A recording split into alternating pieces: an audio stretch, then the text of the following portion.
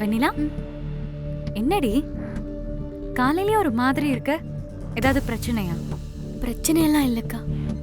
வருண் தனியா பிசினஸ் பண்றதுக்காக பிளான் பண்ணிட்டு இருந்தாருல்ல.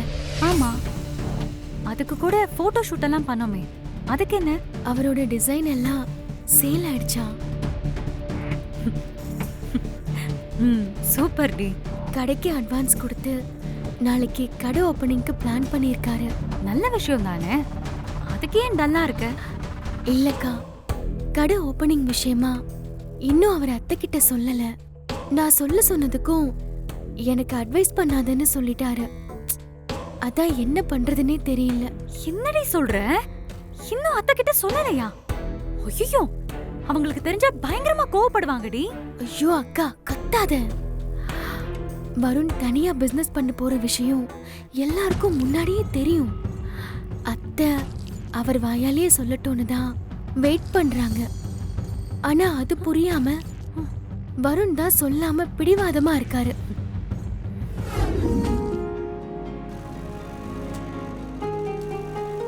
எப்படியோ நம்ம நினைச்ச மாதிரி நாளைக்கு கடையை ஓபன் பண்ண போறோம்.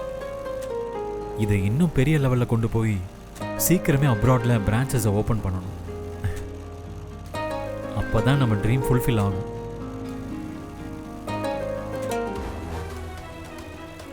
நாளைக்கு கடை ஓபனிங் வச்சிருக்கோம், ஆனா இன்னும் அம்மா கிட்ட சொல்லலையே.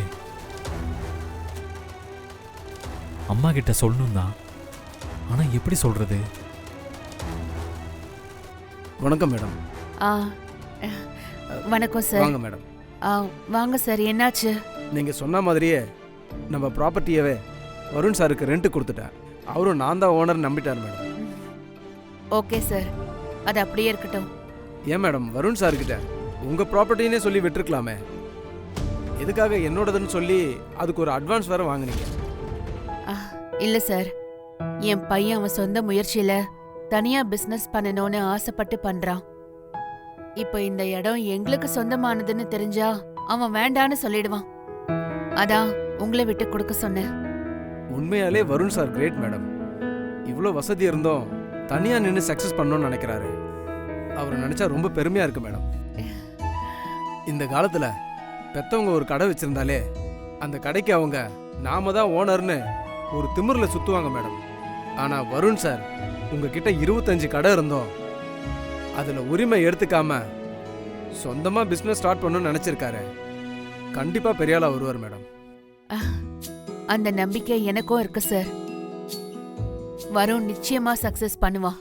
அப்புறம் வருண் சார் நாளைக்கு கடை ஓப்பனிங் வச்சிருக்காரு. உங்ககிட்ட சொன்னாரா மேடம்? ஆ பின்ன உங்ககிட்ட சொல்லாமலையா? அவருக்கு நீங்க தானே மேடம் எல்லாமே. ஓகே மேடம், நான் போயிட்டு வரேன். பவித்ரா, பால் குடிச்சியா? இல்லம்மா. பவித்ரா, இந்த மாதிரி நேரத்துல வேலைக்கு ஜூஸ் பால்லாம் எடுத்துக்க வேணாமா? உடம்பு என்னத்துக்கு ஆவறது? நான் சாப்பிட்டுட்டு தான்ப்பா இருக்கேன். அண்ணா, அவ அப்படிதான் சொல்லிட்டு இருப்பா. வான்மதி, நீ போய் பால் காய்ச்சி எடுத்து வந்து கொடுமா. அதுக்கு அவசியமே இல்ல. என்னங்க நீ பால் குடிச்சிடு.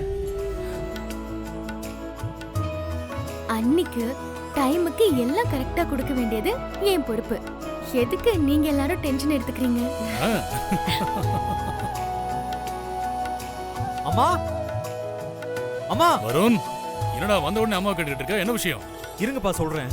அம்மா. என்ன கண்ணா? அம்மா, இந்த பக்கம் வா. அம்மா. என்ன கண்ணா? நான் உங்களுக்கு பிடிச்ச பக்லாவா வாங்கிட்டு வந்திருக்கேம்மா. அட, இந்தாங்க சாப்பிடுங்க. வருண், என்னதாண்டா உன் பிரச்சனை? கடை திறக்க போறேங்கிற உண்மையை சொல்றதுக்கு தான் ஸ்வீட் வாங்கிட்டு வந்திருக்கேன்னு எனக்கு நல்லா தெரியும். அவ்வளோ தூரம் முடிவு பண்ணி வந்துட்டு எதுக்கு இங்கே வந்தாலும் சித்திக்கிட்ட மறைக்கிற? நான் சொல்லணும்னு ஆசையாக தான் வந்தேன், ஆனால் அம்மா முகத்தை பார்த்து என்னால் சொல்ல முடியல. அதான் என்ன பண்ணுறதுன்னு தெரியாமல் அப்படியே மாற்றி சொல்லிட்டேன். உனக்கு சித்திக்கிட்ட சொல்றதுல இவ்வளோ இருந்தா இப்படி பிஸ்னஸ் பண்ணணுங்கிற ஐடியாவுக்கே வந்திருக்க கூடாது. ஐடியாவை தாண்டி இப்போ கடையை திறக்கிற அளவுக்கு வந்துட்டேன். இதுக்கப்புறம் ஏன்டா பயந்துகிட்டு இருக்க? சித்திக்கு பிடிக்காத விஷயம்தான் பண்ற. ஆனா தப்பான விஷயம் நீ பண்ணலையே. ஒரு பிசினஸ் ஆரம்பிச்சு இன்னைக்கு அதுல ஒரு நல்ல இடத்துக்கு நகர்ந்திருக்க. அதை சொல்ல ஏன் இவ்வளவு தூரம் யோசிக்கிற? ஹே, நம்பிக்கையா சந்தோஷமா போய் சித்திக்கிட்ட சொல்றா. அவங்க ஒன்னு புரிஞ்சுப்பாங்க. நிஜமாவே அம்மா புரிஞ்சுப்பாங்களா? அவங்க எல்லாரும் சந்தோஷம்தான் படுவாங்க. நீ போய் பேசு போ. சாரிம்மா, உங்ககிட்ட முன்னாடியே சொல்லியிருக்கணும். ஐம் ரியலி சாரிம்மா. பரவாயில்ல கண்ணா, பிசினஸ நல்லபடியா பண்ணு. அம்மா, ம்? நாளைக்கு முதல் ஆர்டரை உங்க கையால கொடுத்து நான் கடையை திறந்து வைக்கணுமா? சரிப்பா. ம். சரி, கடை திறப்ப பத்தி மத்த எல்லார்கிட்டயும் சொன்னியா? இன்னும் இல்லம்மா. சீக்கிரமா முதல்ல கீழே போய் எல்லாரையும் இன்வைட் பண்ணு. ம்? சரிம்மா. வா.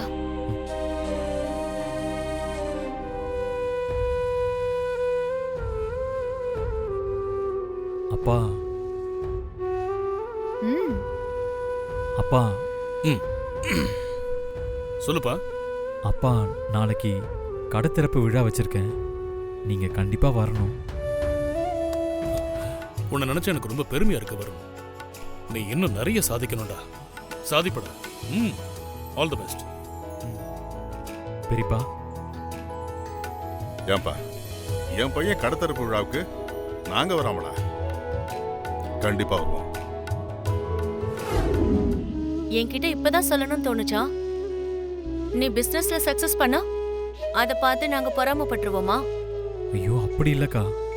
பின்ன ஊர்ல இருக்கிற எல்லார்கிட்டயும் சொல்லிட்டு கடைசியா என்கிட்ட சொல்லுவாராம், நான் கடத்தரப்பு விழாவுக்கு வரணுமா? அக்கா, சொல்லக்கூடாதுன்னா இல்லக்கா. எல்லாம் ரெடி ஆனதுக்கு அப்புறம் சொல்லலான்னு இருந்தேன்க்கா.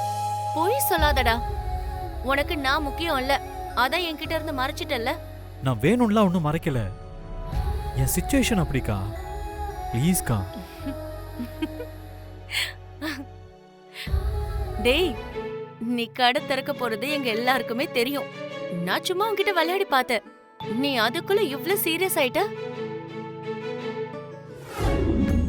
என்னடி ரொம்ப சந்தோஷமா இருக்க போல?